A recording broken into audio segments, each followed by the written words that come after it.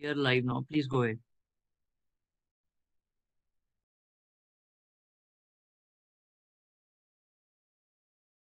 Hello.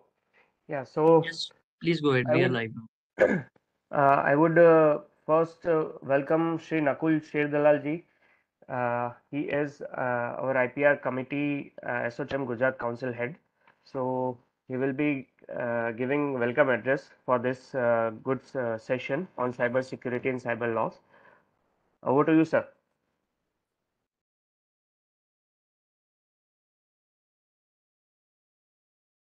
Yeah, thank you, Tushar, Welcome, for sir. having me at this session. Am I audible to all of you? Yes, you are audible. Yes, sir. Okay. Please excuse my voice as I'm having a bad health, suffering from cold and cough. So I would like to welcome all the friends from legal industry, dignitaries on the platform, ladies and gentlemen. I'm really delighted to open this virtual conference on the subject of cyber law and security, which is a topic of concern not only in India but also across the world. SHM has brought along this much needed discussion, which shall pave ways for a report that works not only for the members of the Council but also in terms of suggestive measures to the office bearers of the concerned department. Cyber attacks generally can be categorized into phishing, malware, hacking, identity fraud, and electronic theft, among others. But these are the ones that are the most lethal in the current times. Innovation and creation is all around us, and it is nice to see India shining among the international ranks of Global Innovation Index published by the World Intellectual Property Organization. We moved from 81st rank in 2014 to 42nd rank in 2022. Most of the innovations and creations, apart from medical research, have been in technology. The same technology is being used as a boon, and then it is also being used to adopt various criminal methods to create cyber attacks. There are cyber crimes against persons, property, and government, which include cyber stalking, impersonification, loss of privacy, transmission of obscene material, online harassment, unauthorized use of your laptop or computer, transmission of harmful programs, siphoning off of funds, stealing information, hacking websites, cyber extortion, piracies, cyber terrorism, among others. As far as the courts are concerned, the Delhi High Court in the year 2018 made a very interesting observation in UTV case, which referred to the cloned material and website. The Honorable Delhi High Court said that why a crime in the online world should be treated differently than the physical world. In fact, it should be treated in the same way. That is how the court, while granting an injunction, also introduced the concept of dynamic injunction, which is so suitable and practical to a lot of litigants today. Dynamic injunctions help you to implement the same injunction order against the alphanumeric or mirror websites that come up once the injunction order is passed. So you can just take the new web addresses to the joint registrar of the court and make an application to extend the injunction order to the alphanumeric or mirror websites as well, which saves the litigation and the time of litigants as well, granting them instant relief. But we need much more precedents in place to make the handling of the cybercrime very easy and discourage the crime to a great extent. With that in mind, I thank all the presidium sponsors of this conference who are Renew Power, SpiceJet, and TCI. Once again, I thank ASSOCHAM on organizing this conference and look forward to some interesting discussions in this conference. Thank you very much. All the best to all of you. Tushar, back to you. Thank you so much, sir. Your kind words will always boost and motivate us more and more to keep on doing all such good sessions like this. So thank you so much for your kind words. Now I would request uh, Disha ma'am, Dr. Disha Khaire. She is PhD Associate Professor, Gujarat National Law University in Gandhinagar, to draw some light on the subject topic and make us understand how this subject is very much critical to discuss and address this important issue. Over to you, ma'am. Thank you, Tushar. I have a small request. Kindly allow me to go without video because there's some issue with the bandwidth. So I'll be with you, but without video. And Tushar, just let me know if I think I do not have the presenters, right? Can you just give me? Yes, ma'am. I'll allow you the rights. Just if you are ready, then ma'am, please tell me. I will give you the right. I'm ready. I'm ready to share it. Okay, just a minute, ma'am.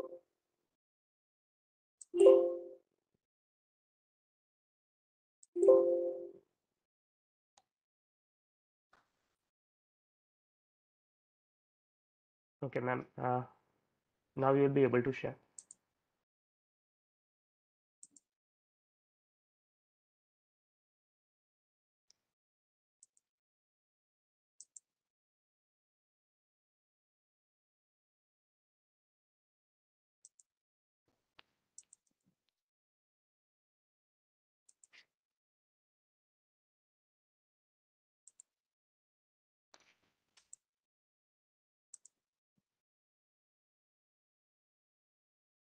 Hope the slide is visible, Tushar.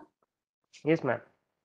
Okay, so good morning, all present. It's actually an honor to share a dais with people who are from this field of cybersecurity, and I really consider myself to be fortunate enough to share this dais. When talking about the whole subject matter of cybersecurity and cyber laws, probably it is difficult to cover even one aspect of it in the time that has been allotted to the speaker. So I basically look forward to share just two issues, and these two issues are with reference to two things, as in property related things wherein money is in question. So I'll be discussing things about cryptocurrency, and then something about in person, wherein again I'll be just giving a passing reference as far as privacy as a concept is concerned, and then dealing with the whole concept of surveillance capitalism, wherein again with respect to the whole social media platforms are concerned. So talking about what the world is now discussing. So again, cryptocurrency is not something which is new. We have seen the way it has traveled. It has actually traveled wherein the Bitcoin, for that matter, it has reached to the highest of its level. But then the matter of concern in last recent days is that wherein just a day before we have seen that the cryptocurrency lender BlockFi, it has filed for bankruptcy.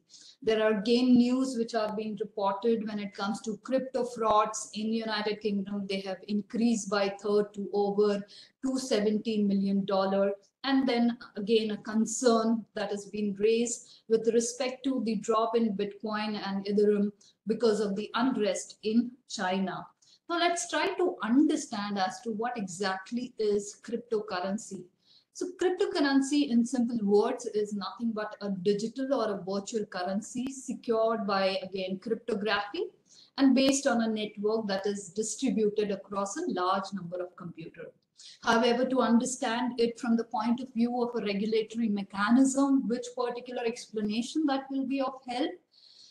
Basically, if we can just go to the Merriam-Webster dictionary, which has tried to actually come up with the definition of this particular word cryptocurrencies, it clearly says that it is nothing but any form of currency that only exists digitally, that usually has no central issuing or regulatory or regulating authority, but instead uses a decentralized system to record transactions and manage the issuance of new units, and that relies on cryptography to prevent counterfeiting and fraudulent transactions. Now, what is the point that I want you to pay attention to when it comes to this particular definition? Here, I want you to pay attention to the words that usually has no central issuing or regulating authority. And that clearly indicates that when it comes to regulation of cryptocurrency, what exactly is the status? The status is this, that many of the countries at global level, they are still struggling when it comes to first legalizing something called cryptocurrency, or for that matter, bitcoins and other currencies are concerned, and coming up with the regulatory framework to that effect. Well, talking about again regulation, the current scenario, we cannot go ahead without again referring to something called US regulatory agencies, which are SEC and CFTC. These are again the agencies, or the CFTC rules are again definitely they are the one who control the transactions which are happening in United States. However, if you look into the details as to how these agencies, regulatory agencies are functioning, they definitely have an impact with respect to all these transactions which are happening online, or for that matter, digital currency is concerned. So this is again one aspect which can be considered as an alarming aspect when it comes to what? When it comes to regulation as far as cryptocurrency is concerned. What exactly is the status in India with respect to, again, cryptocurrency or digital currency, etc. is concerned? Definitely, we are looking forward to have our own digital currency in short span. But then the whole story relating to regulation goes back to almost 2018. So it is 6th of April 2018, wherein the RBI came up with the circular, which actually directed the banks and the entities which are regulated by RBI to not to deal in virtual currencies or provide banking services facilitating any person or any entity dealing with or settling virtual currency. RBI, let me bring this to your kind attention, that RBI from day one was very apprehensive to introduce or even to legalize something called cryptocurrency, considering the challenges that it may pose to the whole economy. Again, a very disappointing probably, though the Supreme Court had its own reasons to actually, what you can say, quash the particular circular dated 2018. So it ended up quashing it in the year 2020, and then resulted into lifting the whole curbs on the use of cryptocurrency. What exactly is the status currently? Of course, there is this cryptocurrency and regulation of official digital currency bill, which is still to be presented before the parliament, which actually seeks to prohibit all private cryptocurrencies in India. However, it also allows for certain, what you can say, exceptions to promote the underlying technology of cryptocurrency and its uses. At the same time, let me bring this to your kind attention that in the month of April, on 1st of April 2022, without there being any clarity as far as cryptocurrency regulation is concerned, India has actually levied a 30% tax on crypto investors and a 1% TDS on every crypto intra traders. So this is basically something which we can say as to a current system which is in the process when you talk about regulating cryptocurrencies. There's again a booklet which has been issued, which is about the payment and settlement systems in India, wherein they have tried to define the whole concept of CBDC as a legal tender. And they've said that the central bank liability in digital form dominated in a sovereign currency and appearing on central bank's balance sheet. So wherein they are expected to what? They are expected to follow certain guidelines. Even Ministry of Corporate Affairs, they also had come up with notification wherein they ended up their Schedule 3, which was about how in which particular manner the companies are required to actually prepare their, what you say, profit or loss of account, etc., etc. And that again to accommodate something to deal with cryptocurrencies, etc. So this is something wherein one can say that we are still in the process when it comes to what? When it comes to cryptocurrencies. What are the advantages? Yes, there are again people who are discussing about probable advantages of regulating cryptocurrencies. So advantages can be, it may result into, or there is likely or a possibility that it will result into more stability in the market. There is a possibility to have more clarity as to which particular cryptocurrencies are allowed in a particular country and which are not, considering there are a number of cryptocurrencies the number of them are available.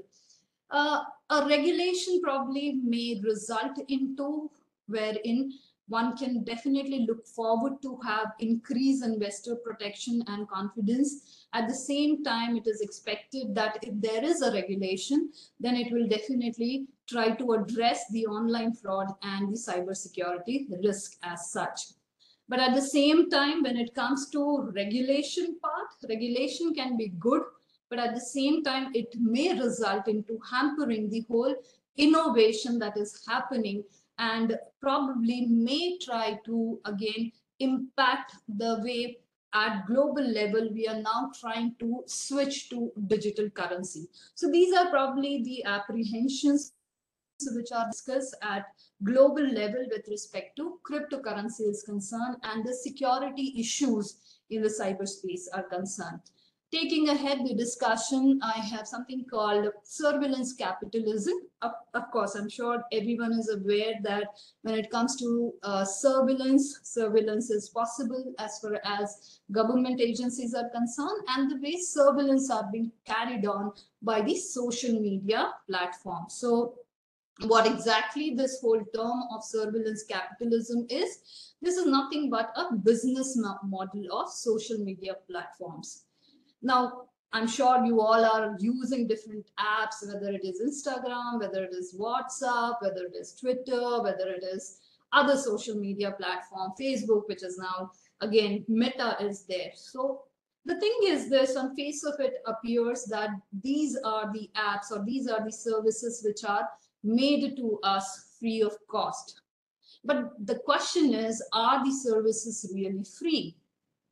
Now, why do we have this impression that they are free? For the simple reason we do not pay to the platform to use those services in the form of money. However, we definitely, I'll say that they are not free for the simple way, for the simple reason that we pay them in other ways.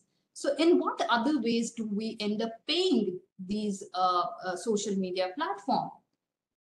It is through the data that they collect about us, about our activities, about our preferences.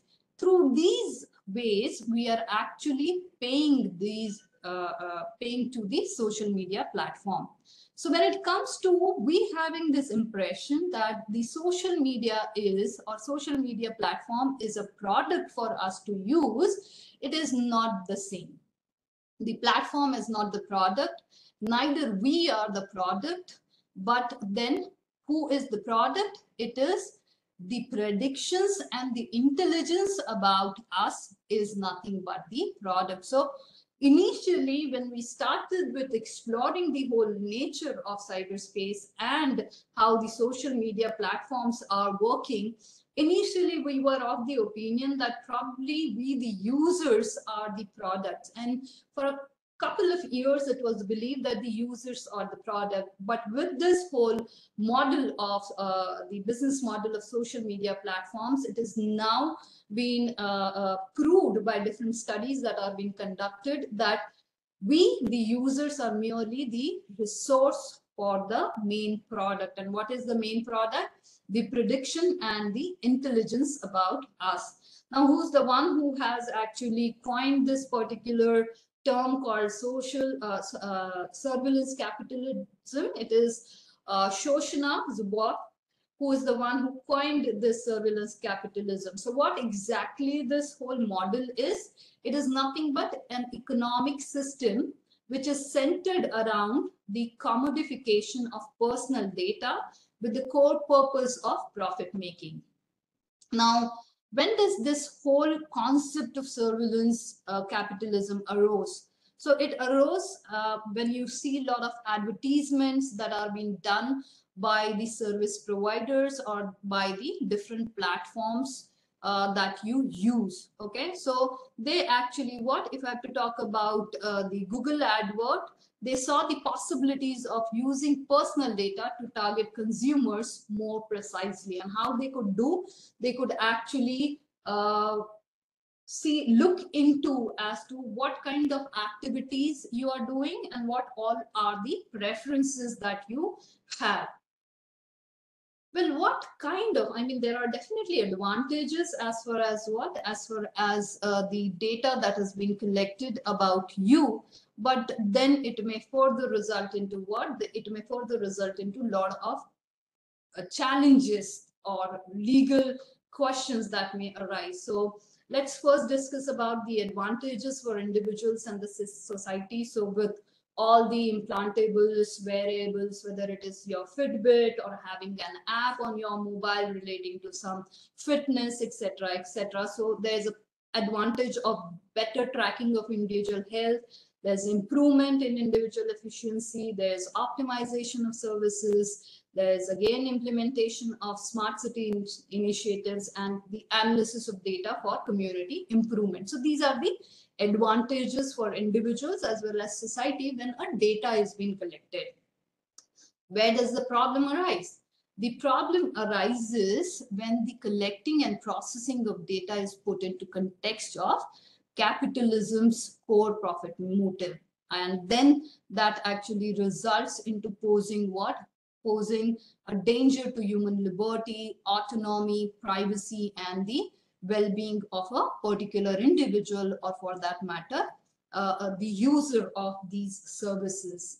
Again, the whole concept as far as human liberty is concerned, your autonomy is concerned, or privacy is concerned, all these concepts of traditional world are already undergoing change when it comes to its interpretation and application in cyberspace. And thereby then it results into we further deliberating as far as what are the cyber security issues relating to these basic concepts of the what you can say we as an individuals are concerned, and then enjoying these rights as fundamental rights in the real world. How does this whole surveillance capitalism cycle works? Again, I'll not be getting into detail, but then again, this particular image clearly indicates that how the behavioral reinvestment cycle is there, wherein what exactly is the status of the customer and what exactly is the product, who exactly is the product, and when it comes to our data, it is actually being used to improve the software.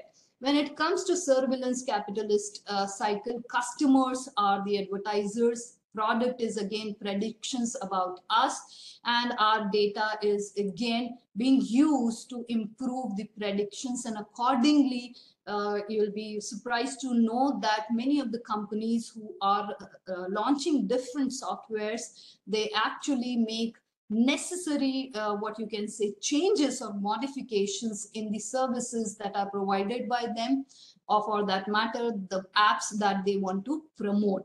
You can definitely do this particular thing and find out if you just go to Google and find out my activity thing, or for that matter those who are into using what Instagrams, etc., they can definitely look into this, that when it comes to what, when it comes to you using Instagram on your mobile through the app, and you using Instagram through the browser, the kind of advertisements, if you're using ad blocker as far as your browser is concerned, the kind of advertisements that are being projected to you are different. Normally when it comes to what, normally when it comes to Instagram, and if you're using it through your app, you'll find that an ad is being posted or being projected to you after every 3 posts. So that is something which has been found through the research. But when it comes to using it through browser, it is different. You will find that it is easier to have access through app as compared to browser. So that clearly indicates that this is how they have designed their software, and this is how they're collecting data, and this is how they're trying to actually manipulate the whole data and then try and understand the predictions about what you're going to do or what you intend to do. Now, further, if I have to talk about, I've just shown you how the whole surveillance capitalism cycle works. So it works similarly when it comes to social media. So companies like Facebook, Meta, Google, Reddit, they all collect the data about and from us.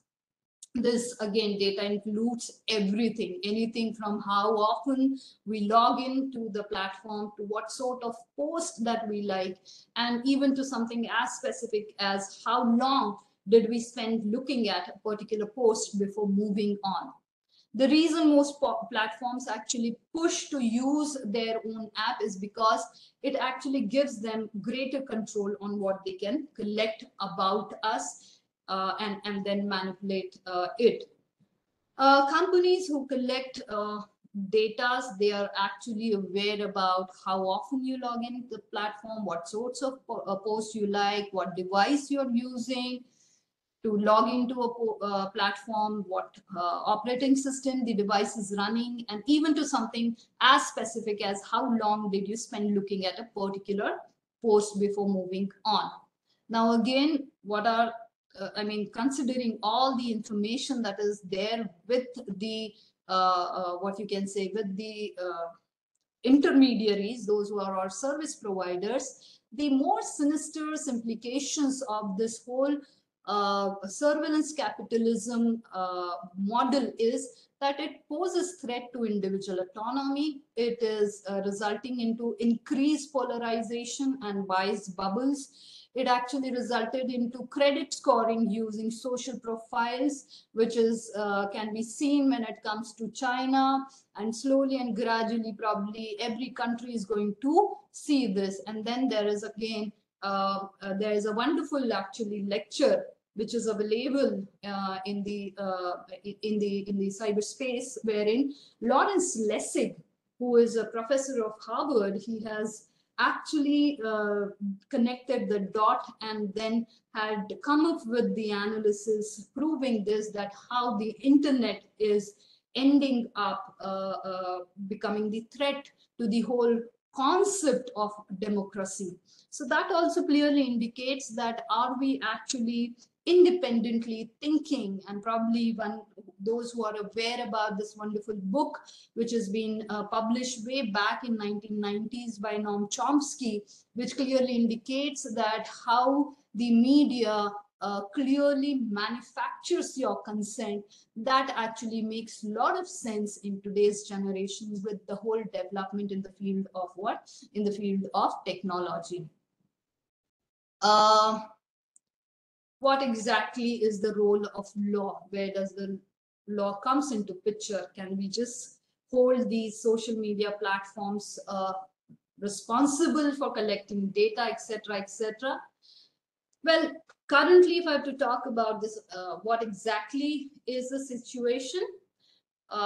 Social media platforms are doing things which cannot be called necessarily as illegal, for the simple reason, when we are trying to have access to any particular app, we are actually either through clicking the box that they are providing or any other mechanism, we are actually agreeing to the terms and conditions of use. Okay, so basically, consciously, unconsciously, knowingly, unknowingly, what is it that is happening? A relationship between platforms and users are getting created, which has a nature of they being, or they can be called as contractual.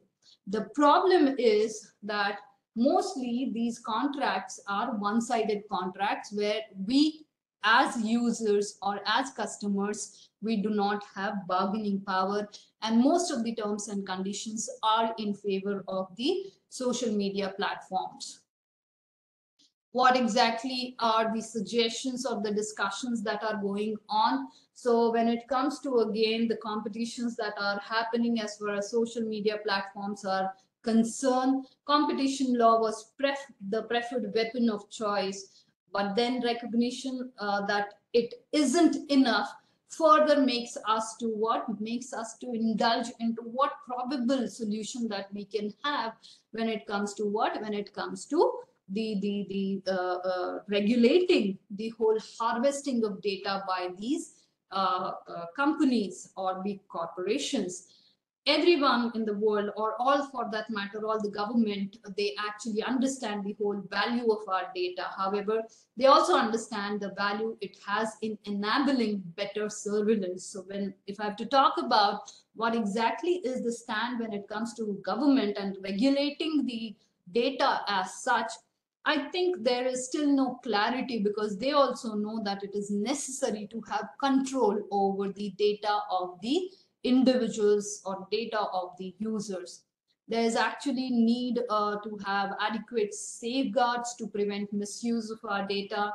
There's need to recognition of digital public infrastructure. At the same time, we definitely need to have discussions over community control over data, which in India still can be considered as in a very nascent stage, in a very initial stage. People still do not have realized the importance of having control over your own data.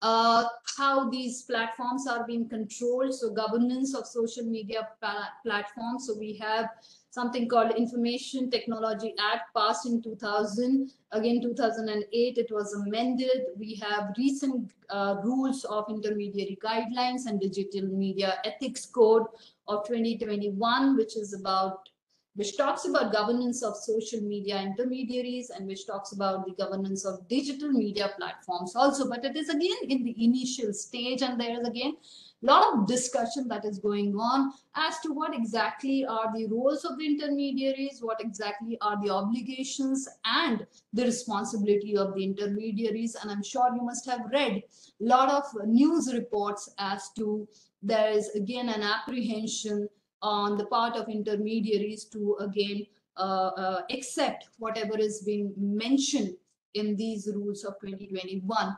Recently, just 2 weeks back, this digital personal data protection bill of 2022 was open for the public consultation. The purpose of this act is to provide for processing of digital personal data in the manner that recognizes both the right of individuals to protect their personal data and the need to process personal data for lawful purposes and for matters connected therewith. So this is basically wherein, again, definitely it has tried to touch upon sensitive information, personal information, etc. But then this is the condition when it comes to what? The regulation part. I think that is wherein I end my small sharing of the information as in cybersecurity with respect to your cryptocurrency and privacy. Thank you so much, ma'am. Thank you for all the details which you have shared is really much needed in the hour, and it will surely give a lot of insight to the topic. I would request Nakul sir to welcome DCP sir. He is online. Hello, sir. On behalf of SHM and as the chairman of the SHM IPR Gujarat Council, I welcome you to this conference. Shri Ajit Ranjan sir is an IPS and DCP of Cybercrime Government of Gujarat and is doing some fantastic work in his position. Sir, I officially welcome you to this conference. You may please share your thoughts. Thank you, Mr. Nakul. First of all, I'm very glad to have been invited. It is a great honor for me. And secondly, I apologize because of the ongoing election bandobast. I was not able to give and still will not be able to give much of my contribution to this excellent discussion which is going on. I'm very thankful that you have invited, but I would have to cut short after certain duration because of the ongoing VVIP visits and the elections. Coming to the topic, the regarding cyber laws and cyber crime. So this data protection bill, which has just come recently, is a case in point as it was being discussed. Secondly, just three, four issues which I had highlighted regarding cyber security as a whole and cyber law. First of all, this is a major challenge across all platforms that whatever cyber security, not just from the point of view of criminal investigation, also as a part of personal security and civil liability, the awareness and education which is required still needs to be improved. I think all the departments and the public and all the fora are trying very hard and realizing. Recently, we saw a major, massive ransomware attack in the AIMS hospital. That only should give us some sense of urgency, how important our data is, and how and where are we lacking, what are the areas of improvement, what are the things that we need to take care of. So I would just urge all the honorable attendees here that we are discussing things which are having dealt with a lot of criminal investigations, one thing that has come to light is that there is certain lack of sensitization, and sensitization does not mean that there is lack of awareness. There is operational sensitization. For example, there is an organization, be it a private organization or any form of other organization, is dealing with lot of data. The protocols are not in place. The law with this data protection bill, we intend to see that all the intermediaries and the custodians of data would be getting due credit. Thirdly, as a society in India, one observation which we have come to realize is that people are really not aware or not wanting to realize the importance of data till it hurts them. Like the common tendency is ki bhai, if it is not my data or if it is sort of innocuous data, then why should I be concerned, or why should I invest my money in cyber security or data protection, or why should I, take certain steps to ensure the cyber health of my surroundings.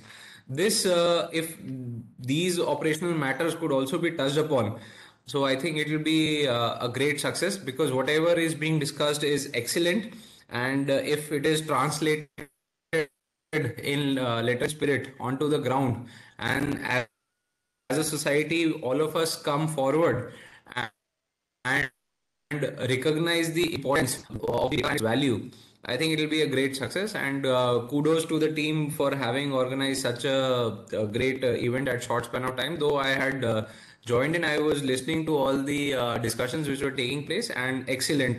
This is just a brilliant initiative, and looking forward to even more initiatives of this sort in the future. Thank Thank you. you so much, sir. Your your address to the subject was a need of an hour, and thank you so much for sharing all the needful details.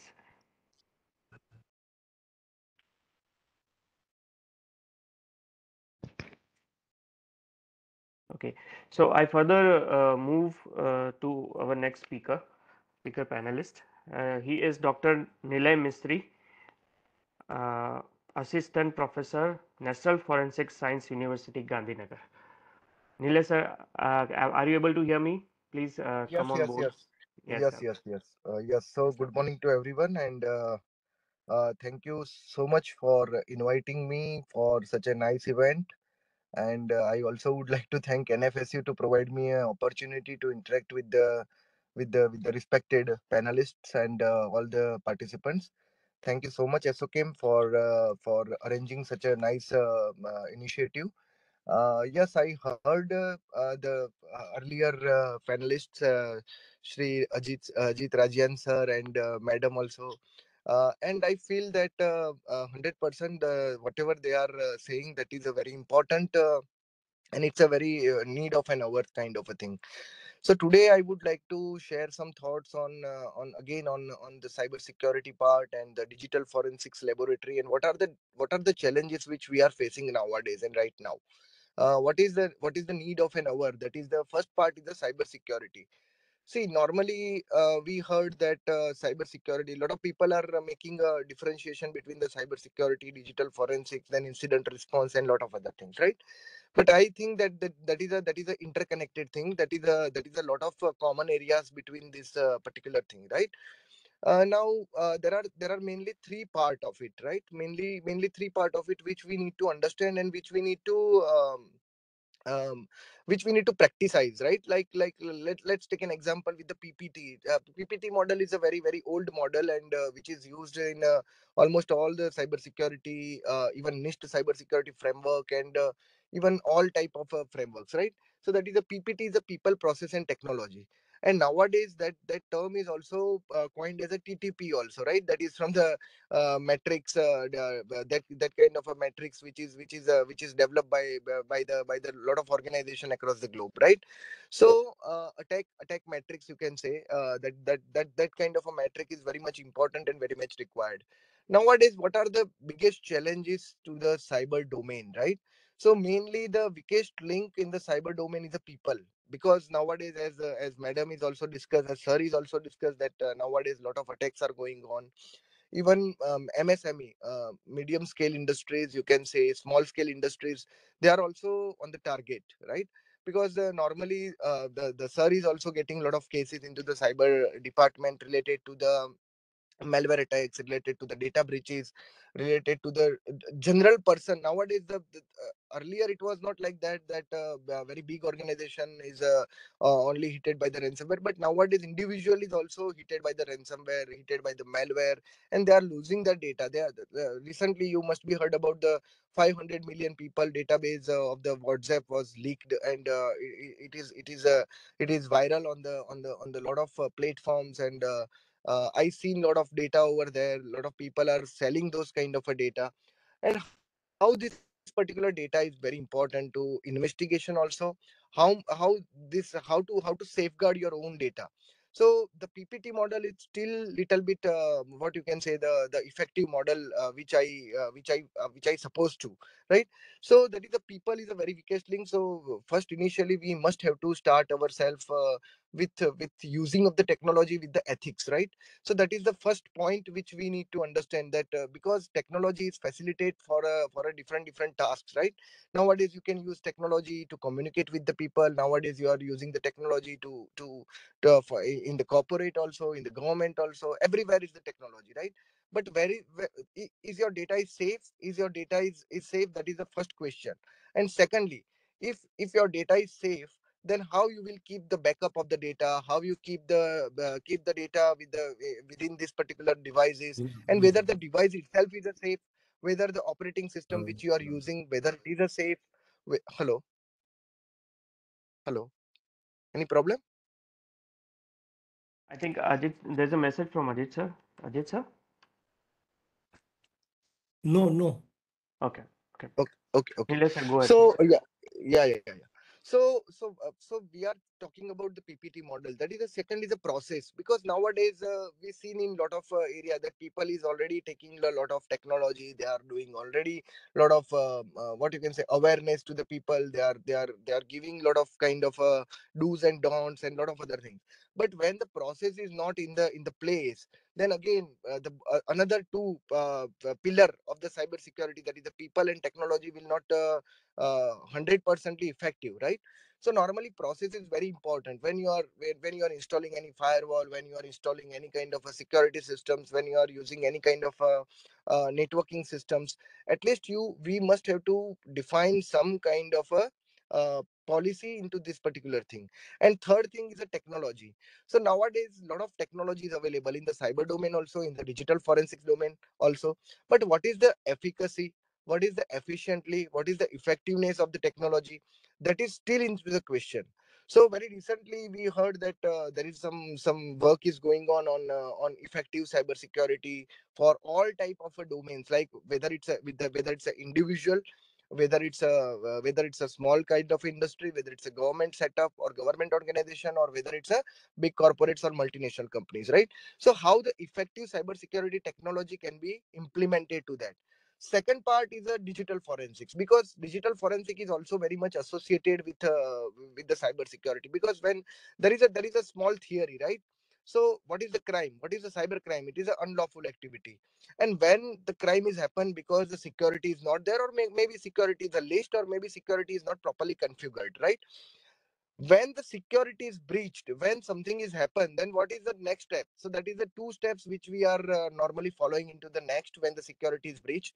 First is the incident response, and second is the post incident response, that is a digital forensics, right? So normally the technology, the proper technology must be there, proper technology should be there, regular audits should be there. And nowadays all government setups are doing a lot of good things into the audit. They are security, every 6 months or whatever the periodical time they are identified, they always do that kind of a security audit, and through the security audit they can identify that which kind of a technology we required, and which kind of a loopholes are there, and what kind of a additional procedure and processes we can implement into that. So this kind of a cyber security things we can keep into our mind. Second thing which I would like to share with you, that is the digital forensics. So nowadays a lot of digital forensics tools are also available, a lot of digital forensics labs are doing into their own way. But the first and foremost thing is the techno legal frameworks, right? Because nowadays you can see that our all CRPC, IPC, IT Act will be going to update in very very near future. The data protection bill is also coming up in very near future. Today only in some of the states or some of the cities they started e-rupee, right? So these kind of things are already going on. The technology is already evaluating its own things, right? But still there are a lot of challenges. Even web 3.0, that is the biggest challenge. 5G, that is also a biggest challenge in front of us. And right now wherever we are focusing, right, that is the all the level of the crime. Maybe in future it will be going into the very advanced mode or very sophisticated mode. So nowadays you can understand, you can see if some of the hacker, or if some of the state sponsor attackers, right, or if some of the APT groups are using the artificial intelligence to create any kind of a malware, right? They are using the quantum technology to create any kind of a malware for encryption. They are using some shorts algorithms, and a lot of other things are there which is coming up, but which is not right now, it is not into the market.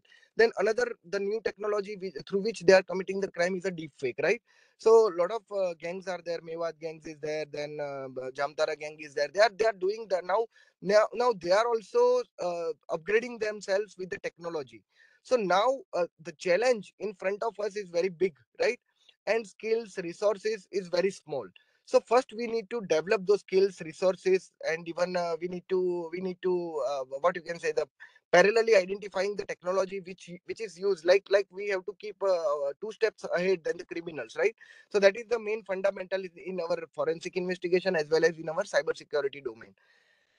When you are talking about the cyber forensics lab, there should be a proper standard code of conduct or standard code of documentation, reporting, and even the tools, which tools can be effective in which kind of a scenario, because nature of crime is always different in different scenario. I would like to share one very small case study with you.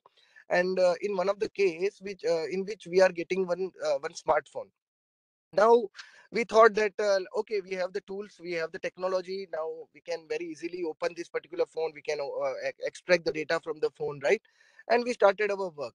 But when we started investigation of this particular case, and when we reached to that particular exhibit, that is a smartphone, then we identified that phone is a foreign made phone. I don't know what is the model of that particular phone, but it is not a proper phone which is used by most of the people.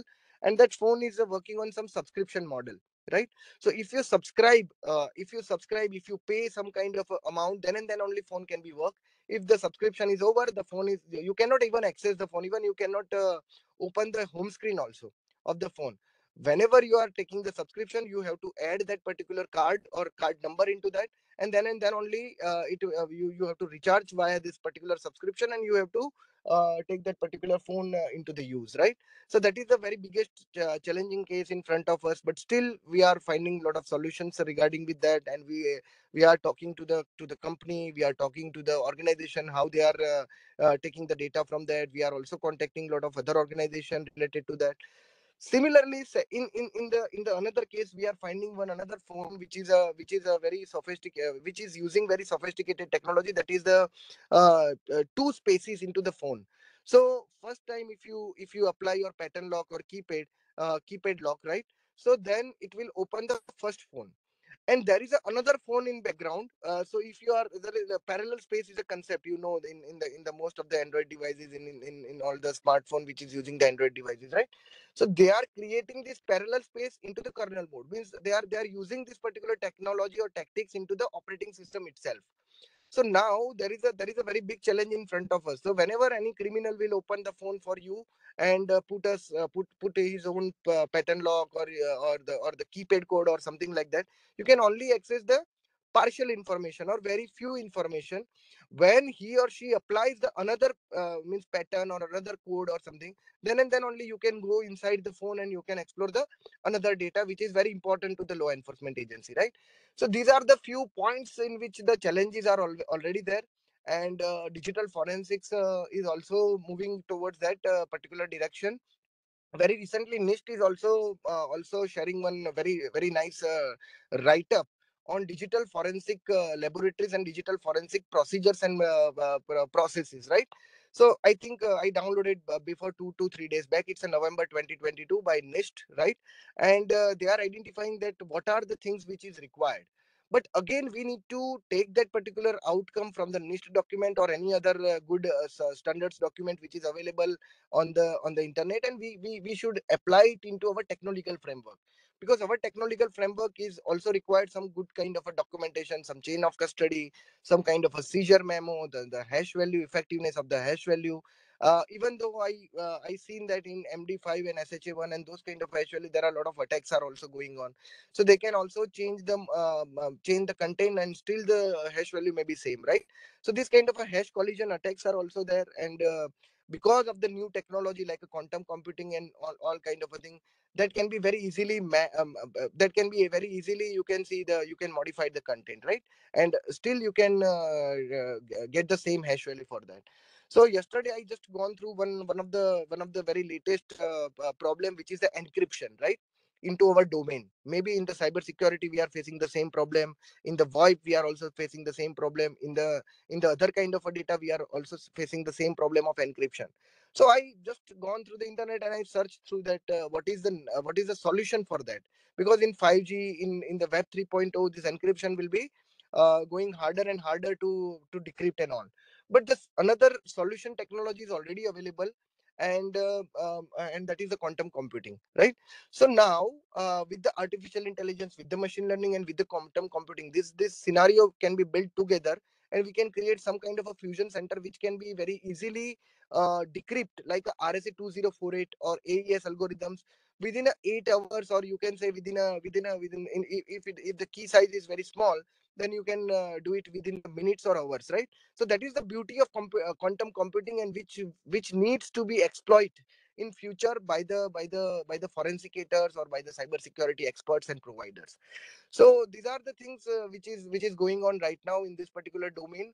So that is the only thing which I would like to share with you. Thank you so much for that. Thank you so much, Dr. Nilay Misri. It was a wonderful, knowledgeable session by you. Now, moving next, Thank you. Thank you. as you shared, there are several threats been which has to be addressed by the cybersecurity experts and the people who are there to help us out.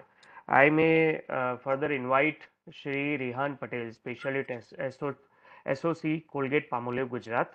He is also visiting faculty, if I'm not wrong, at NFSU, and he takes care of the subject technicalities, and in depth he may through all the needful information. Oh, Hanji. So thank you so much. Just to let me know if my screen is visible. Yes, yes, you are visible. Please go ahead. Okay. So, The hello. Fleur first slide, please. Yeah, it is gone. Yeah, now it's there. Okay. Okay. So, is it going to blank screen? No, now it's fine. Okay. So, hello everyone, and a very good morning or good noon because it's supposed to end now. So, very good noon, and thank you so much to the Assocham team for inviting me for this session and organizing such an awareness program where the world needs awareness the most. So, in this session, I'm going to discuss about the current state of the cybersecurity, how it is looking in the world. Myself, Mr. Rehan Patel. I'm Security Operations Center Specialist in Colgate-Palmolive. So before we even get into this, there is this one word that you might have heard a lot in today's session, that was data. So, well, data is something that we care about the most, right? So there is this company, Google, that we focus a lot upon whenever we talk about data privacy, whenever we talk about our data. So there is this quote from Google that if data is the new currency, then sharing it is a new way of charity. So I would like to start with that. Well, if Google is coming up with this kind of quotes, is data really that important? So let's first look into what is the statistics of data in day-to-day life right now. So on in a perspective, like you guys are all aware of meta platforms, and I'm pretty sure you are using all of those meta platforms, that is WhatsApp, Facebook, Instagram. So on average, every single day, meta platforms are generating 4 to 5 petabytes of data. Just to give you a perspective, 1 petabyte is 10 lakh GB. So that is the amount of data a meta platform is generating in any single day. Moving forward to Google, whenever we are stuck somewhere, whenever we want to find something, be it a video, be it an article, be it a movie, be it a song or a game, whatever, we are always on Google. So just to understand, Google is processing more than 20 petabyte of data in every single day. Well, there is one more branch of Google that is known as YouTube that we are all fond of. We all love watching movie videos on YouTube, right? So on average, every single day, 3.7 million videos are being uploaded on YouTube. So just to give a perspective, if somebody was sitting and watching videos from the day the internet was invented, it would still take them millions and millions of years to complete the videos that are already uploaded on YouTube.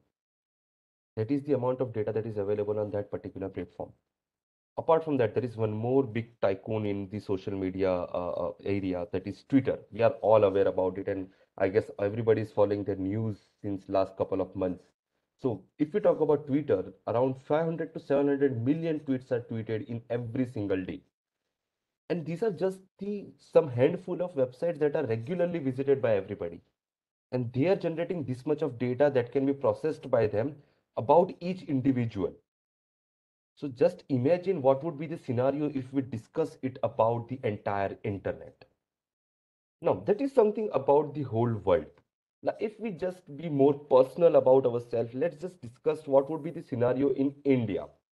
So, India has now become the second largest country with the internet accessible users, with 658 million daily active mobile internet users at any given day.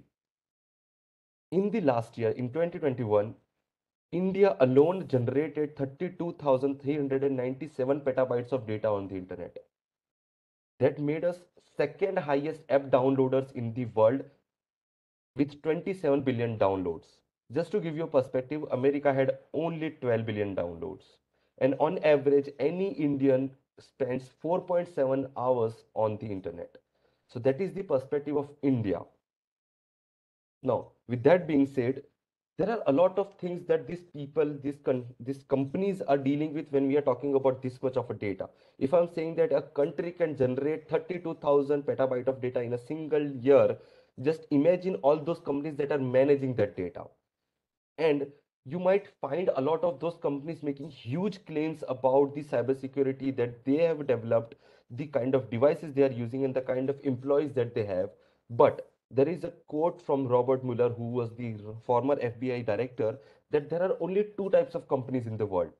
those that have been hacked or those that will be. So that is the perspective of corporate right now.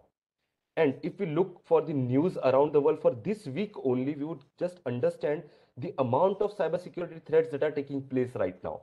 So you might have gone through this news in recent days. These are from the only couple of days ago.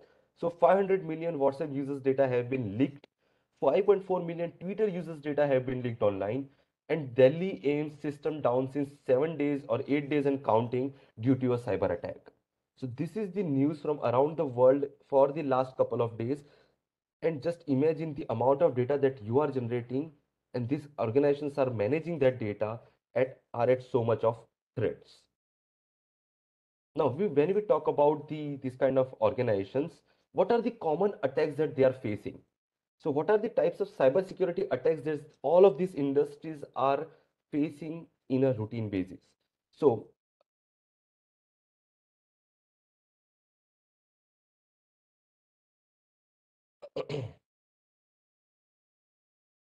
So basically, let's check this graph to know what are the most common attacks that are there. Really, we missed the slide, I guess. Yeah. Yeah, now it's there. So IBM is really popular company when it comes to a lot of different kind of tools that they provide to the industry for the users, and one of those tool is known as X-Force. So X-Force is a cybersecurity tool that can be used by the organizations for the monitoring of their own cybersecurity or their own infrastructure, rather, I would say. So based on the study conducted by IBM for that X-Force tool in 2021 year alone, this was the statistics for the industry and the kind of attacks that they faced. So the leading charge was ransomware with 21% attacks, when followed by server level access created by unauthorized users, then email compromission, data theft, remote access trojan, misconfiguration of the devices, insider attacks, and all the other crimes that could take place. But if you focus here, the ransomware is something that is in the leading in terms of cybersecurity attacks that the industries are facing right now. Now, there are mainly three types of industries that are always in the target of the cybersecurity attackers. And those three industries include healthcare industry, education industry, and everybody's favorite, banking industry. So these are the industries that face the cybersecurity attack a lot. The reason being they deal with such a core element of our society that impacting them would impact really huge amount of people. That is the reason why criminals always target them. So let's discuss what is the scenario right now with healthcare industry. So if you talk about the ransomware attack that we saw that has spiked a lot in the recent years, they have doubled in single year for healthcare industry from 34% of the attack that they were facing in 2020 were ransomware to 66% of the attacks are ransomware now in 2021. And I'm sure once the data about 2022 year comes out, it would be even larger. Now, if you talk about the volume at which the attacks are being conducted, so generally what happens is the attackers have the capabilities of their own as well, that how impactful they can be as an attacker. So if we talk about the impacts on the healthcare industry from this kind of attackers, they show the highest number of volumes of attacks with highest complexity across all industries. Apart from that, healthcare industry, because of the kind of crucial data that they have about the patient, because of the kind of time bound things that they carry out on a routine basis, they become the most likely industry to pay the ransom, ranking first with the 61% organization paying the ransom, while the industry, while the around the world, the statistics says that only 46% organization would be paying the ransom. That is not even the concerning part. The concerning part is that all the organizations that are facing the ransomware attacks, out of that, 44% organizations take almost a week to recover. And if I talk about 25% of other organizations, they are taking more than a month to recover from a ransomware attack. Now imagine there is a hospital in your area and they have faced this kind of attack, which the Delhi AIMS is facing right now. If they are not able to operate for even a week, just imagine the chaos that it would create. So that is why the healthcare industry is the center where we need to focus on the cybersecurity a lot. Now, moving from the healthcare industry, banking industry, which seems like a hot cake for everybody who wants to get into the realm of cyber crimes. Everybody is talking about the banking related frauds. Everybody is trying to get into the bandwagon of the banking industry frauds. Now, what is the scenario here? Now, as the healthcare industry is seeing the most amount of ransomware attacks, the banking industry is no different. Banking industry is seeing the spike in the phishing attacks as well as ransomware attacks. So if I talk about the phishing attacks, I'm pretty sure you might all be aware what the phishing attack is. So I would not get into the technicality of that, but I would give you a perspective that on the internet, from all the phishing attacks that are taking place annually in 2021, 25% of those phishing attacks were targeted to banking industry alone. So 1/4 of all the phishing attacks that took place on the internet were targeted towards the banking industry. Be it targeted towards the employee of an organization or a bank, or targeted towards the customers. Either way, the phishing attack is something that banking industry suffer a lot from. Apart from that, if we talk about the ransomware attacks, they have increased by 151% in the first 6 months of 2021 compared to the same period in 2020. So that is the amount of ransomware attack that they have faced. Apart from that, the banking websites see a lot of denial of service attacks that are taking place in against them. And if I talk about a particular type of denial of service attack that is known as multi-vector distributed denial of service attack, it has risen by 80% in 2021 compared to the same period in 2020. Now, apart from that, the most alarming part of all is that this all banking sectors are basically connected to various suppliers, various kind of companies that deal with these banks. And the alarming part was that 66% of these compromised suppliers are either not knowing or fail to report that they have been breached, which results in something called supply chain attack. So that is the part where we are showing all the statistics of the amount of attacks that has taken place. But at the same time, 66% of the suppliers are not even aware or not even reporting that they have been compromised. So this is what the scenario looks like when we talk about banking industry. Now, apart from that, the next big step is education industry. Because if you can target some country's education industry, you can target their overall growth altogether. So, and the education industries are also something that sees a lot of cyber attacks targeted towards them. If I talk about the 2021 statistics, 56% of the lower education organizations and 64% of higher education organizations were hit by ransomware attack in a single year. 76% of lower education organization and 70% of higher education organization uses backup to restore the data rather than even trying to communicate with the person who has compromised them, or rather than trying to even decrypt the data that they have been encrypted by the ransomware. In 2021 alone, the education organization that paid the ransom got back only 62% of the data that was encrypted in their organization. Not even the complete data was recovered. Apart from that, if we talk about the recoverability from this kind of incidents, only 26% of respondents took over a month to recover. And more than that, 21% of respondents taking between 1 to 3 months to recover from this kind of attacks. Imagine an education institute being almost out of service or crippled because of a cybersecurity incident for 3 to 4 months. So that is the severity of this kind of attacks that are taking place. But, well, you might say that if we are talking about so much of severity from these cyber attacks, is there even anything that can be done about it? Is there anything that can we do to prevent this from happening, or at least can be in the safer side of things when things go down? Well, yes, there are tons of strategies that you can follow as an organization to make sure that you are at least on the safer side. Because I would not say that you would be completely secure, because 100% security is a myth. No matter how much amount of money you invest, no matter how much amount of training you provide, 100% security is a myth. But at least you can try your best to be on the safer side to avoid this kind of incidents from taking place. So what can be the strategies that we can have? So first thing and foremost thing is to create a culture for cybersecurity. We as an organization or we as a country right now, if I talk about India, lack awareness for cybersecurity.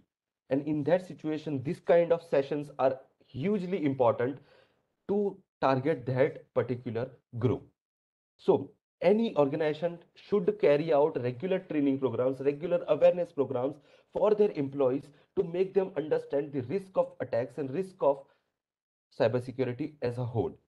Apart from that, there should be a connect with employees about cybersecurity, and organizations should develop and encourage an environment where employees feel free to share whatever information they have about the network.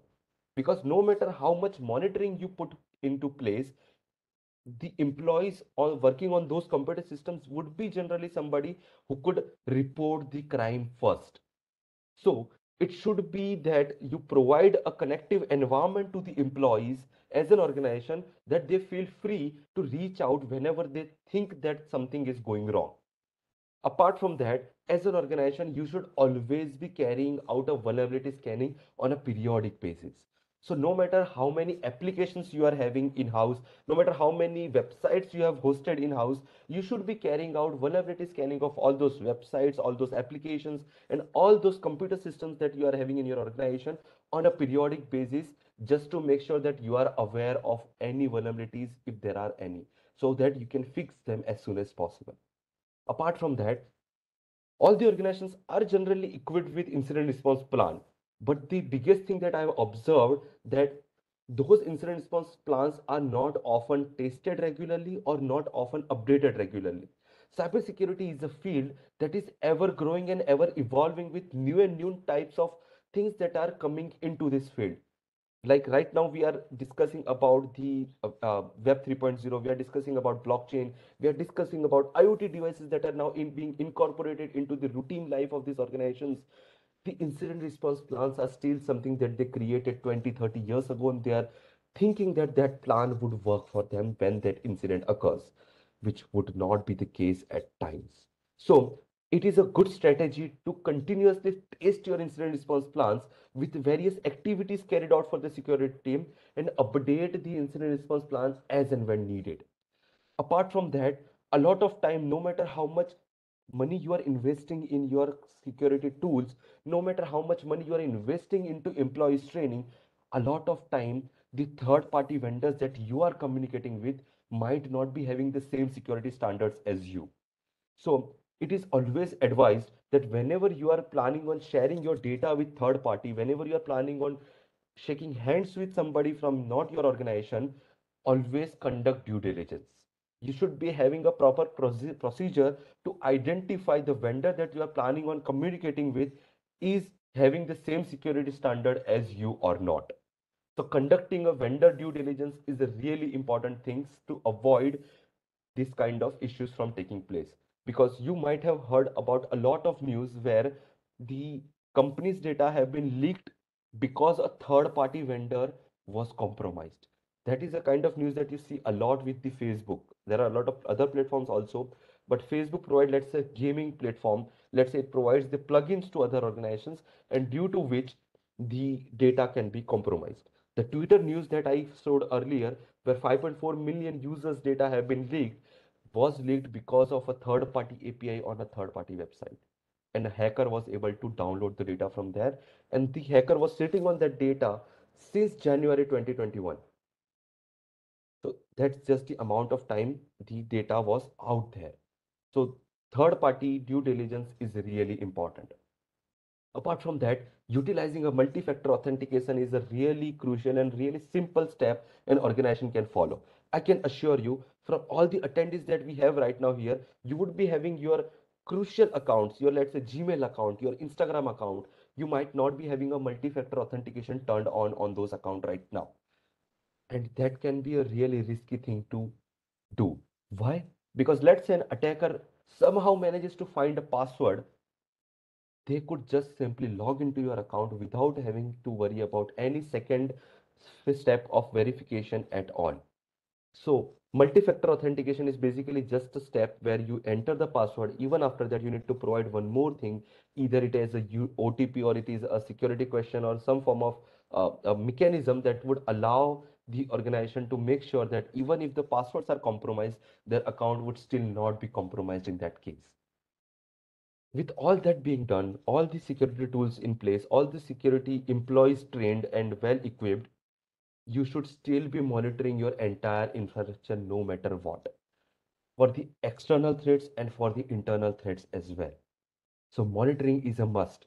When you talk about cybersecurity, there is always two words that should be there whenever you are part of any organization. Stay vigilant, stay monitoring, constantly monitor the infrastructure for any kind of loopholes, any kind of entry from where the external party can come into the organization and compromise your device. So that leads us to the last point, that is securing your endpoints. Because ultimately, no matter what kind of fortress you have created in your organization, if your entry gate is a weak wooden door, it would make no point. In other words, let's say in your house you created a huge metal door for your front gate. You bought a lakh rupees lock that can be only unlocked with, let's say, two keys, but your backyard door is open for people to come into your house. So that would make no sense at all. So securing your endpoint is something really important for an organization to take care of. So if an organization is following all these strategies, if an organization is making sure about all these aspects, they would greatly reduce the chance of them getting compromised by a cybersecurity attack.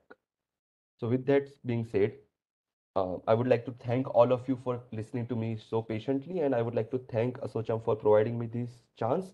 My email address is in front of you on the screen. If in case you have any queries that you want to ask, you can always email to me. So thank you so much, everyone.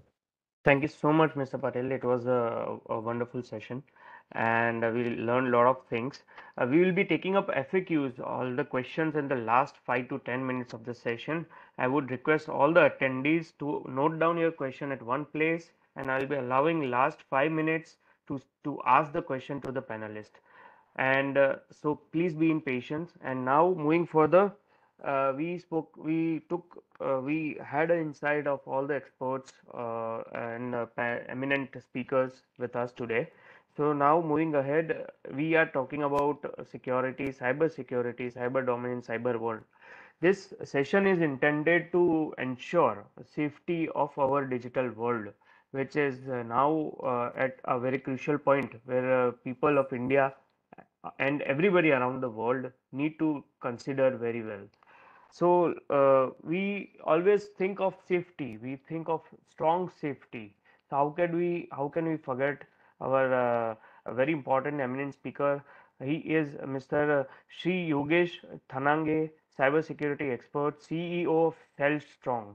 So, sir, I would like to invite you on board. Please throw us the light how securely we can make our world very much secure, which safeguards us and ourselves. Thank you. Please, please, over to you, Thank sir. you. Thank you so much for this opportunity to be the part of this dais and being all the eminent speakers out here.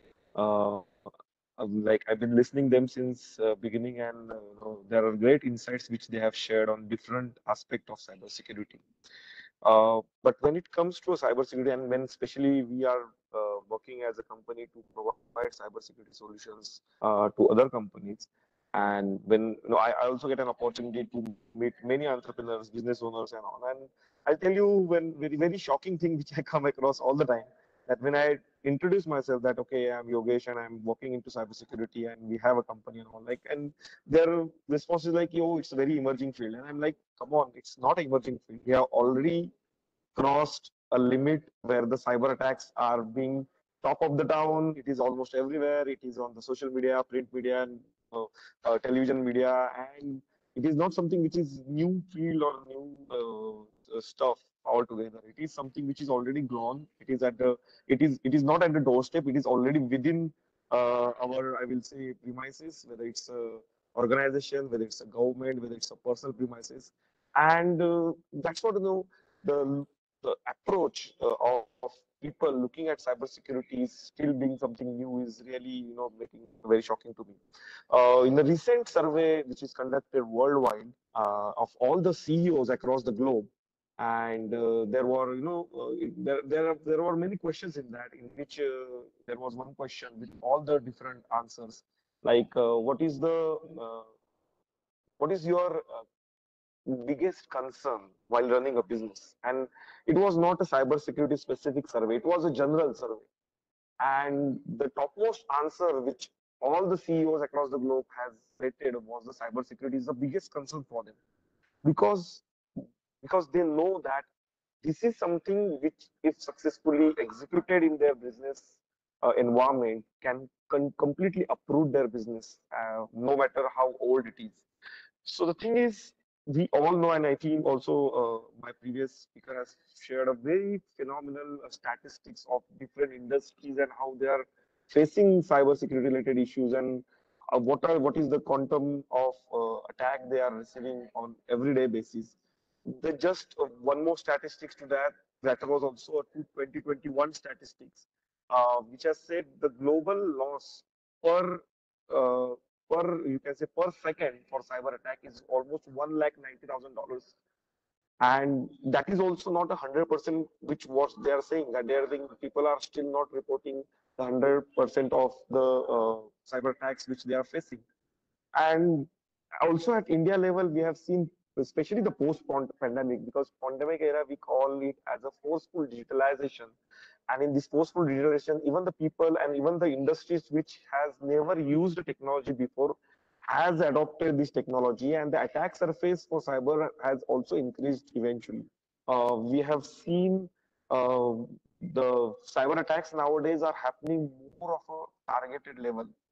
We speak about phishing and no, but nowadays whatever the cases and whatever the incidents that we are generally handling, it is more of a spear phishing types, and uh, and you will surprised to know the cyber attackers are moving from one industry to another industry. I have seen incidents in agriculture industry, fashion industry, logistic industry, hospitality industry, and they are just moving from one industry to another, trying to find the ones who are weak. I myself is a certified ethical hacker, and one thing which we have learned as a hacker is how to create a hack-proof system. I think everybody would be able to eager to know the how to create a hack-proof system. And the simple definition of a hack-proof system is that, like, you need to disconnect the computer from the network, shut it down, put it into the cupboard, lock the cupboard, then that computer will be the hack-proof. That means wherever there is access, there is a possibility of unauthorized access, and the only way the the users can survive is to make them fit. I know it's a general natural phenomena, the survival of the fittest. It is the same applied in the cyberspace, that if you are fit enough, then only you will be survived. There will be attack. It is nobody can say that no, that we will never face any attack. We are non-technical. Even the industry or the company is being non-technically functioning. There are many indirect functions which are technical, like finance and all, and they will still prone for these cyber attacks. Uh, going forward on this, like on these targeted attacks, I would like to share some case studies which I have recently seen. I will share the case study, and these are really a different type of case altogether, which you could have seen in the movies. So I will share the case study about the hacking. I was working, I closely work with the law enforcement. I also get an opportunity to train them. So through that, I got this case. There was one person, and he's working in multinational company at the senior management, and he came up with a complaint saying that I am receiving an email from unknown person, where the unknown person is in position to tell every private details of mine. And it is not only sending those emails to me, it is sending those emails to all my colleagues, all my friends, and I'm into very harassing situation because of all these things are happening. And when he has filed that complaint, and we have seen the emails that he has submitted as a part of complaint, a normal investigation the law enforcement did that is to find out from where the emails was actually being sent. And when they have did that, you can say email forensics as well as the log analysis of the email, they have found that the emails are being sent from one machine, from his home only, like from his house only. Then we have told him like, okay, there is something fishy about the devices that you are using. So what you do next time you receive any such email, you please forward the email. So we would like to know the level of penetration. And knowing that, I have shared my email with him and said that, okay, if you receive any further emails from an attacker or that unknown person sharing any of your private details, kindly forward that email to my email address. And believe me, before he himself sent me any email, the attacker has started sending emails to me, the threatening emails and the obscene email, like with abusive languages.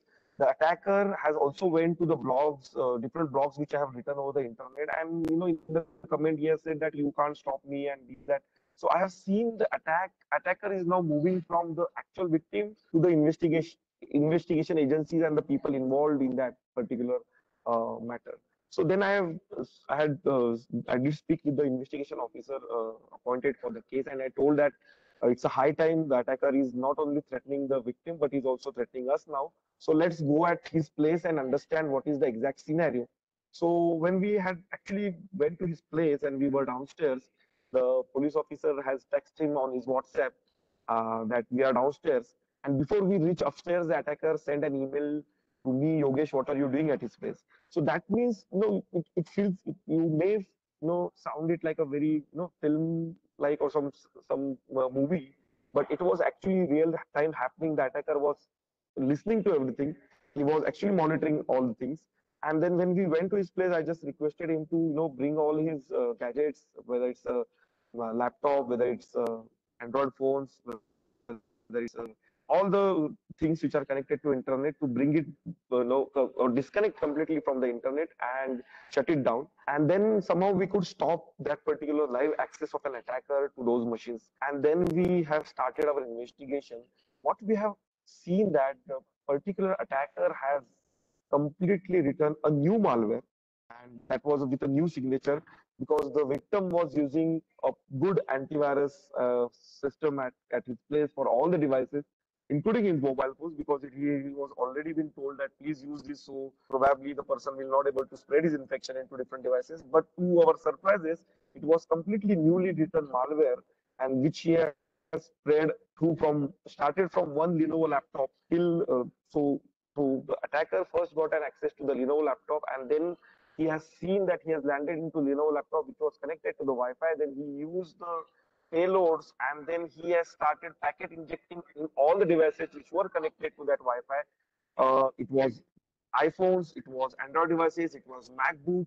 Every device in that particular family was compromised, and the person was the attacker had a live access, including the cameras, including the microphones, including the screen, and he was just tearing their privacy apart. And when we have studied that malware and when we have removed it, then everything got back to normal. Then we have also checked from where the first, like what was the root cause, and the root cause was the a targeted, you can say, phishing email. And when we have investigated, we have found that the attacker is actually from the Pakistan. So the thing is, it is not about the country from which the attack has originated, but it is of the level of technicalities involved and the targeted attacks that people are doing. I would like to share also another case study where it is mainly about the phishing case study, and which has happened just a couple of months back. The attackers had a full knowledge that the person has filed his income tax return and how much is the refund he is supposed to get. And then attacker sent him an SMS saying that, hi Sagar, this is your, thank you for filing income tax return and your refund is processed. Kindly click on the below given link to get your refund. Imagine the level of data these attackers has for these targeted attacks. We call it as a spear phishing, and in which you can clearly see the people are studying their targets, they are identifying their patterns, they are identifying what they are looking for, and formulating and customizing their attacks. And these are just individual level cases which I am sharing with you. There are also cases with an organization where I will say the attackers are studying the organization, people in the organization, their processes, their digital the digitalization, the level of digitalization for the months to prepare for a tiger to cyber attacks, understanding the vulnerabilities, understanding the senior management. We also call it when they are targeting as a welling, is a concept which we used in cybersecurity. And then they are actually so the success rate which nowadays the attackers are getting out of these cyber attacks is very high because they are coming very planned. Gone are the days where they will randomly send an messages. There, it is still there. I'm not saying it is not there, but nowadays they are going more and more focused, and that's why even at individual level, from individual level till organizational level, everybody has to be consciously think about the cyber security aspect. We need to ask ourselves: Are we secure enough? Because the physical level security or the sense for the physical level security is is by default, is by nature to everybody. We don't need to tell that we need to lock the doors. We need to don't need to tell that we don't need to talk to the stranger. We don't need to tell that we don't need to receive anything from unknown people. This is in person in physical world. Everybody follows by nature, but it is exactly a different scenario or exactly an opposite scenario when it comes to uh, you can say online or cyberspace. People are believing very easily. People like I just would like to share an example of just a day before yesterday. I got a call from uh, one of the business owners saying that he has lost almost 50 lakhs in the phishing attack, and which was a domain spoofing. Domain spoofing means for probably the people with a non-technical background would like to share. The domain spoofing is the situation where anybody can send an email from anybody's email address, and he has received an email from his vendor for the payment, and he has actually transferred the payment. And imagine the attacker was actually monitoring their conversation right from the beginning and studying that at what would be the exact time to send an email of a change in the details of the bank and receive the funds to his accounts and rather than going to the actual accounts. So unlike I've seen newly written malwares, new trends of phishing, and nowadays if you ask me about the unauthorized access or hacking that we said, the hacker will not let you know that your systems are compromised. They will just keep on monitoring, they will keep on collecting data, they will sell that data online, they will so unlike we have seen with many speakers that data is the new oil and everybody is behind data. They will have a user specific data, they will have an organization specific data, they will have a proper profile and build an emotional intelligence out of it, and then they will sell it online for another fraudsters to purchase that data and use it against you. So this is how a situation of cyber attacks nowadays are there, and it will be so that's why the success rate of cyber attack is also out there. I have seen the people moving from traditional crimes to cyber crimes for multiple reasons. The regular criminals are now choosing a technology as a very good weapons against many you can say many in many of their activities, including the other type of crimes. Especially speaking about the laws which mainly attracts the business premises for maintaining cybersecurity, I would like to be more specific when it comes to an IT Act. We have a section 43A where it says that if any body corporate is handling, possessing, dealing any sensitive personal information, they should have a reasonable security practices in place. And when it comes to that, having a reasonable security practices, the government has clarifies that they should have the compliance in relation with ISO 27001, which is an information security management system. And when it comes to sensitive personal information, it comes from your biometric information, your financial records, your medical history, your sexual orientation, all the important information which will help anybody to identify the person. And all this sensitive personal information, if you look around us, we are going to doctors, we are going to, let's say, our chartered accountants, we are sharing our financial records, we are sharing our medical history, and but users are not in a mindset to ask, are you also following us cybersecurity practices? Are you complying with the ISO standards or the information security standards which is required to be adopted by law? And I have seen because of this practice of many businesses, right from small medium to the larger organizations, being casual about the cybersecurity is actually the problem in overall situation. Also, many businesses are reporting that there are many defamatory content against them over the internet, and the laws for the defamation, online defamation, especially in the cyberspace, which were addressed with a section 66A of IT Act, is completely missing nowadays. It has also, so everybody, right from individual level to organization level, everybody is suffering from a high level of spamming, which is nowadays are happening. Also, the protection which was there in 66A for the against the spam is missing, and these are the, I will say, major areas where the government should look into in the IT Act to have an amendments to be brought as soon as possible. We have seen the amendments which has been there in the 2008, but the way the technology is changing, at the pace it is being changing, the laws are not being amended. After 2008, there is not a single amendment which has been there in the IT Act, and which is a highly required need. Unlike Disha ma'am has spoken about the cryptocurrencies, and some of the speaker have spoken about quantum computing, artificial intelligence. There are lots of new technologies, blockchains are coming, but the specific laws addressing the pain points are not there, and that has to be either uh, uh, incorporated in the existing laws with the amendments, or there should be a different, like a privacy. So many organizations or many countries have their strong privacy laws, and because of that, the information of their citizens, information which is being collected by the businesses, information which is being shared by the businesses, is being very much controlled in their country. But if you look at India, the information is freely flowing.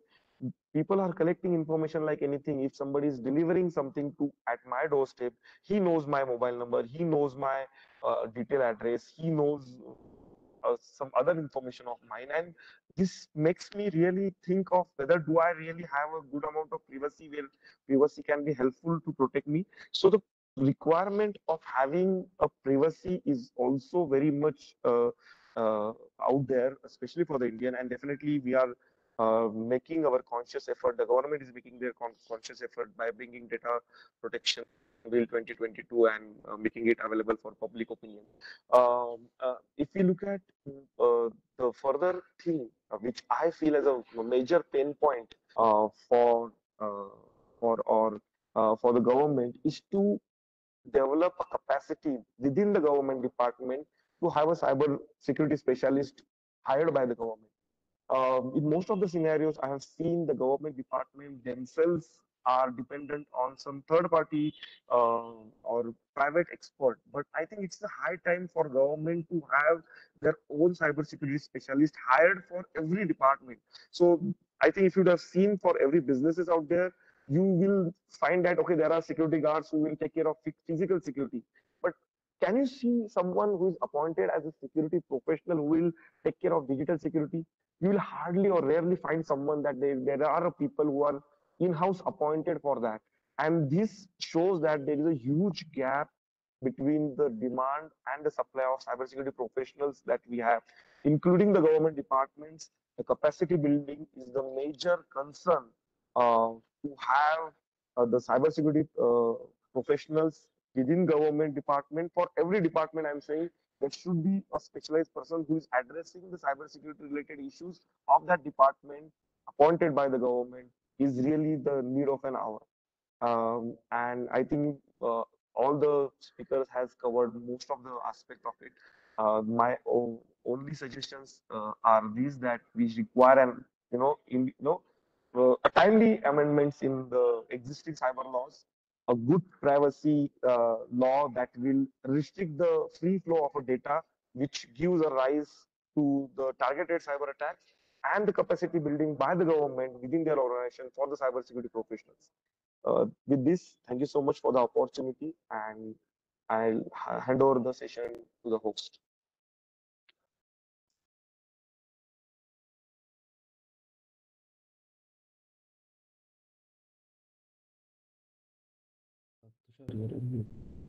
Yeah, thank you so much, Yogesh sir. It was a really a knowledgeable session now. It is correct, as you correctly said, and all the eminent speakers and security persons are there, professionals are there. A good programmer is someone who always look both the ways before crossing one single side, one single street. So we should always ensure that all our routes are very much secure while proceeding towards our destination. So one single vulnerability is all a attacker is required. One single vulnerability and one mistake what does, what our customers does, what people does, what a general public does. So the awareness is something which is need even though around the clock, I would say, while communicating with different people on cyber world, while meeting up people on cyber world. So now I open up FAQ session. If there are any questions for the panelists, and so people are, you can drop in the message right away. We are open up for next 5 minutes only. So if there are any questions, kindly just text me quickly so I'll be able to help you out to ask all the eminent speakers.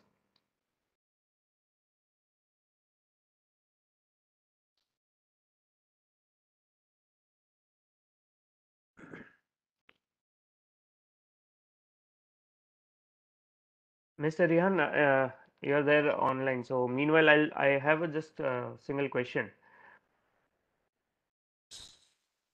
Yeah, please go ahead. Yeah, yeah. It is good to see that a good corporate like Colgate Palmolive has appointed you, given a very good responsibilities pertaining to their cyber domain.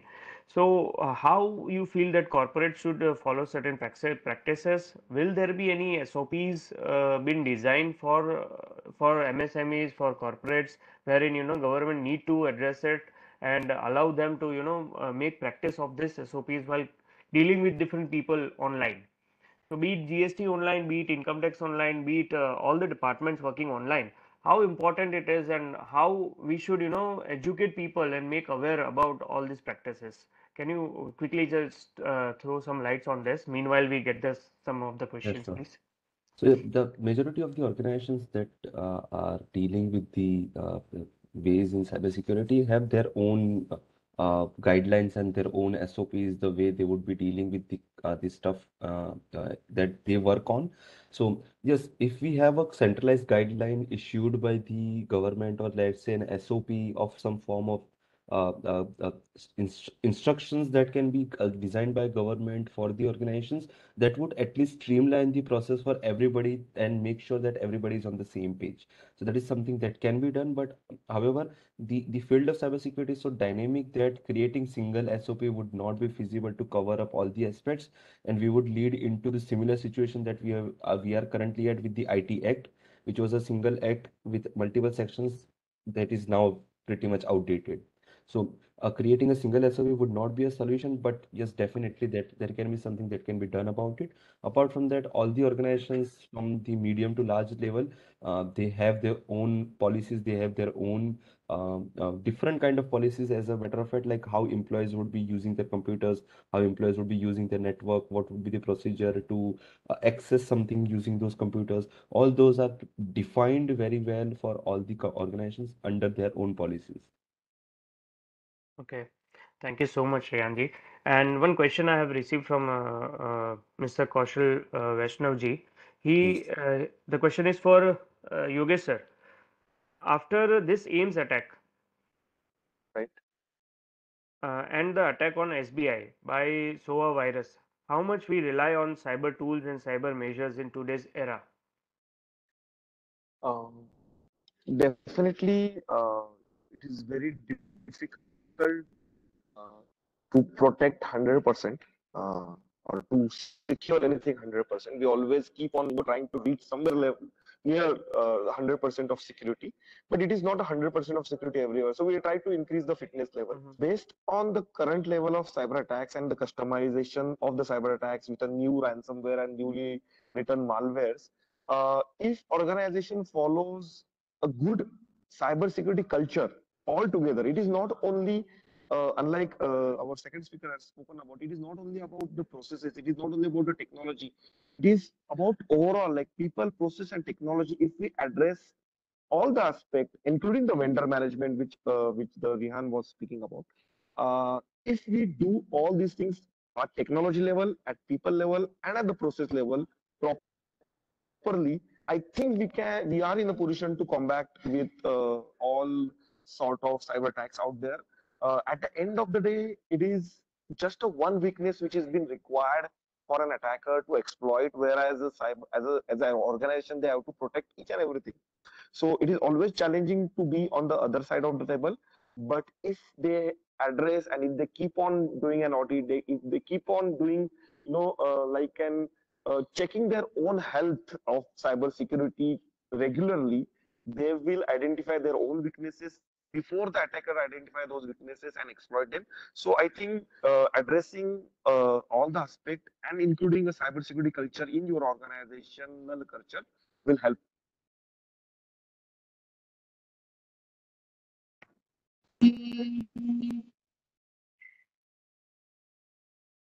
Thank you, sir.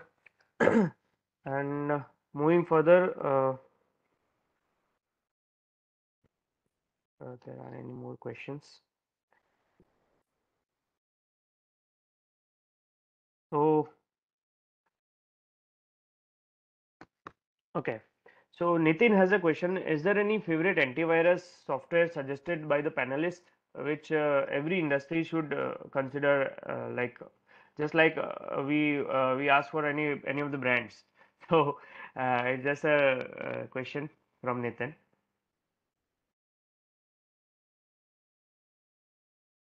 It's very critical to answer. I think Rihan can agree with me because speaking about any brand would look very challenging that way. But I will just tell you that you can search on the internet that which is the best antivirus, and you read, I will say, 3 to 4 blogs about it, and then try to find one common entity which will be useful. I will say it will be very biased if I say one name, to be honest, out here. So I will just say that you check because there are lots of security specialists who write their blogs and they evaluate the antivirus solutions out there on different parameters, and then you will find so there will be different opinions from different experts. And that's why I said, yeah, you listen from 4 different experts and try to find out the common solution which they have suggested, and you can go with that. I will just say one more thing here, that whether you use any computing device, mobile phones also, including your iPhones, should have a basic protection of antivirus. So it's a very good question, but I will, rather than sticking one particular brand, I will just say read 4 blogs of security specialists and go with one particular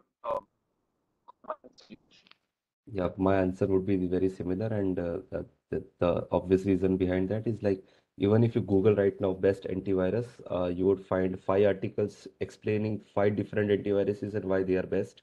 So it is really hard to pick one antivirus, but the important thing would be like no matter which kind of antivirus you are using or which company's antivirus you are using, always emphasize about gaining knowledge on your own behalf and not completely rely upon all the antivirus tools for your computer systems. You cannot really be like, I have installed antivirus system in my computer, now I can do anything I want with it. So that is not the approach that would be helpful. So my thought process would be that the best antivirus would be yourself. Okay. Thank you so much, Yogesh sir, and thank you so much, Rehan sir. And now, so no more other questions. Last one more minute, we'll wait. And Yogesh sir, I have a question for you.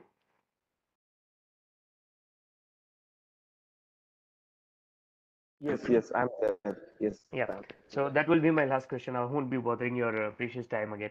So basically, No. sir, you have been working with so many government officials, senior IPS Right. officers, like just like Ajit sir said that people lack the problem is the awareness. People don't know the gateways where to tap the right door. You know where to knock the right door if they are caught with something, some fraudulent thing. They just ask casually anybody and everybody that yeah, this thing is happening, what to do next. And sometimes certain reports are not even addressed in terms of that they are not aware that I need to do this thing. This is a first sign of the attacker or something like that. So can you explain something on this? How people can approach right people? How they can knock the right doors? Even Rianji can also share the details on it later on. Over to you, sir. So whenever anybody is been, facing cyber attacks or being victimized, the government has come up with a national helpline rather than going to any private help. I'm for the Sir, cyber attacks that sir, you your voice is cracking up. are facing. Can you repeat? Am I audible? Am I audible now? Am I Yeah, audible sir. Yes, now? sir. Yes, sir. Yes. So anybody who is facing any type of cyber attack, I will say just go with the government helpline, which is 1930. That is the best way to go. And secondly, there is a website by government, cybercrime.in, on which you can file a complaint. If let's say you don't know where to go and file a complaint, or you may go to the local police station and they may say that okay, this is not our jurisdiction and you need to probably go somewhere else. So in such dilemmatic situation, you can go to cybercrime.gov.in and file a complaint there, especially for the female and children out there. Uh, there is an option on a portal to file it anonymously. So if you're having any harassment through cyberspace, especially for the female or the children, they can report it being anonymously to the government. And believe me, cybercrime.gov.in, whatever the complaint you filed at, it has been properly redirected to the actual investigation agency of your local area, and you will get a call from police that okay, we have received your complaint and we will investigate. So that is the safest way to file your any cyber attacks that you want to address at, and rather than roaming around and trying to find any or because I have also seen people searching for some information online on Google and ended up being at wrong customer care, wrong cybercrime helpline number, and they are nobody but the fraudsters. So rather than going with something which you Google and believe at, 1930 is the best way, and the government official website, which is cybercrime.gov.in, is the best to go and file your. Right. Thank you so much, both of you. And last question is, if we would want our IT team to be upskilled and sensitized to cybersecurity, what is the best way to go? Is there any particular learning of the course which can we go through?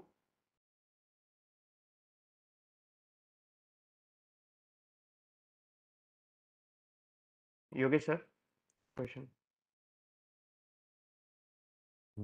Yes, I was waiting for Rihan to answer this Yeah, because okay, I I just thought, answered. okay. But yeah, Rihan, you So, can yeah, I take can this. go I ahead. will Sure. probably support you. So it would be majorly depending on the kind of organization we are talking about and the kind of data you would be dealing with on a routine basis and the kind of infrastructure you have established. So ideally, what happens is any organization would be having a monitoring system included in their cybersecurity arsenals, and based on the statistics that they receive from that tool, they could identify which are the areas in which they need to train their employees and which are the areas they need to train their security employees. So that is something that can be targeted based on the data that they get from it.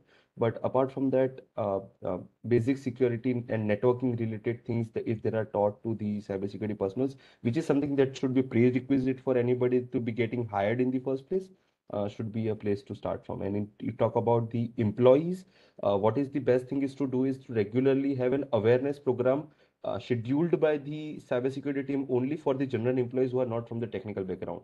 So you would not need to go for any certifications, but rather you can have your own security team carrying out this kind of awareness programs where they can teach you that what can be a phishing mail, what can be a spam email, what it looks like, why you need to not click on it, what could be the consequences of it. All that kind of awareness can be provided, and regular courses can be created by the organization inside only. No need of external parties. But maybe Yogesh can add something to it. Yeah, just like whatever Rihan said is exactly the way. Uh, and along with that, I will also suggest to have an external audit, I will be an external entity to audit security posture of your organization. And your director knows this. If you use yourself, then I think it will be the best exercise to be run by all the organization to keep their fitness level to the mark, and also the things that Rihan has shared should be in place. All right, thank you both of you. And one more question. WhatsApp peer-to-peer encryption is real or just a gimmick? Individual safety needs to be addressed, concern? Please advise. Yeah. I So believe when you I say, just okay, lost Yogesh. a voice. No, Okay, no, so Rihan, you please take it because I just lost a voice. okay. So I believe when you are saying that peer-to-peer is safe or not, I believe you want to understand how much of it can be intercepted by Meta organization themselves or the government organization. If you're talking about the government organization, it becomes really difficult situation to be in as a investigative authorities when we want to get the data from the somebody's WhatsApp account or let's say Telegram account, as long as we don't have their phone with us, which already has all that chat included in it, or let's say even in some deleted format, but inside that phone only. But if you talk about the companies that are dealing with that messages from your WhatsApp, they would be having kind of access to it from that application itself. So, in that sense, they would be able to use those messages in order to target personalized ads towards you. That can be helpful for them because it would increase the chances of you clicking on those ads. So, yeah, in that manner, the concern about the privacy should be there. Apart from that, one more thing was that we should be secure. We should be concerned about our own security, something along of that line. That was a question, right? So, only take would be that government are going to come up with various initiatives. Government are going to create ways to secure their citizens. But at the end of the day, your security is going to always be in your hand because government cannot come to your cabin and come to your room, come to your house and tell you what to access and what not to access. So you should be aware about where you are sharing your data. You should be aware about what kind of websites you are accessing, and that is the best way you can keep yourself secure. Okay. Thank you so much, Rianji and Yogesh sir. I'm sorry. So, coming to the end of this session, before closing this session, I would like to thank you, each one of you who had spared your important time. I would like to thank Shri Nakul Sherdaralji, IPR Committee Head, SOCHM Gujarat Council. I would like to thank Shri Ajit Rajan sir, although he has took a few minutes for us, which was very much important in these crucial hours where election is on head. People are running for all the duties assigned to them. Thank you so much, sir, for your valuable time. Uh, Thank you, Dr. Isha Khaire, sir, Khaire ma'am, Assistant Professor from GNLU, Gandhinagar. Thank you, Yogesh sir, Cybersecurity Expert, CEO, Cellstrong Technologies. Thank you, Dr. Nilay Mistry sir, Assistant Professor, NFSU. Thank you, Mr. Rehan Patel ji. Thank you so much for all the knowledgeable session, SOC at Colgate Palmolive, Gujarat, and looking forward for all more upcoming session in near future. We will be always be in touch. And SOCM, I take this opportunity to thank each one of you from entire SOCM team, from my IT team, and a co-host SOCM Gujarat Council for sparing this important session and sharing all the insight on the subject. Thank you so much once again, and we call it end of the session now. Thank you so much, everyone, and have a great day. Thank you, Tushar. Thank you. Thank you, sir. Thank you, Rianzi. Thank you.